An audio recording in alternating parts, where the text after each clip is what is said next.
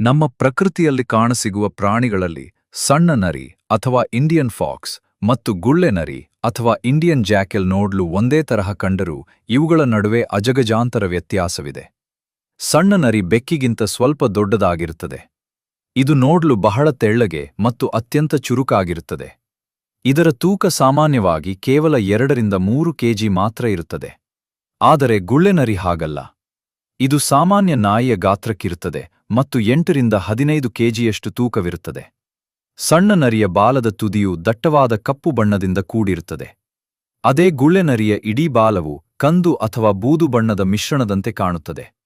ಸಣ್ಣ ನರಿಗಳು ಹೆಚ್ಚಾಗಿ ಇಲಿಗಳು, ಹಲ್ಲಿಗಳು, ಕೀಟಗಳು ಮತ್ತು ಸಣ್ಣ ಪುಟ್ಟ ಹಣ್ಣುಗಳನ್ನು ತಿನ್ನುತ್ತವೆ. ಆದರೆ ಗುಳ್ಳೆ ನರಿಗಳು ಸ್ವಲ್ಪ ಭಿನ್ನ. ಇವು ಗುಂಪಾಗಿ ಬೇಟೆಯಾಡುವ ಸಾಮರ್ಥ್ಯ ಹೊಂದಿವೆ. ಅಷ್ಟೇ ಅಲ್ಲ, ರಾತ್ರಿ ವೇಳೆ ಹಳ್ಳಿಗಳ ಹತ್ತಿರ ಕೇಳಿಸುವ ಆ ವಿಚಿತ್ರವಾದ ಕೂಗು ಈ ಗುಳ್ಳೆ ನರಿಗಳದ್ದೇ ಆಗಿರುತ್ತದೆ.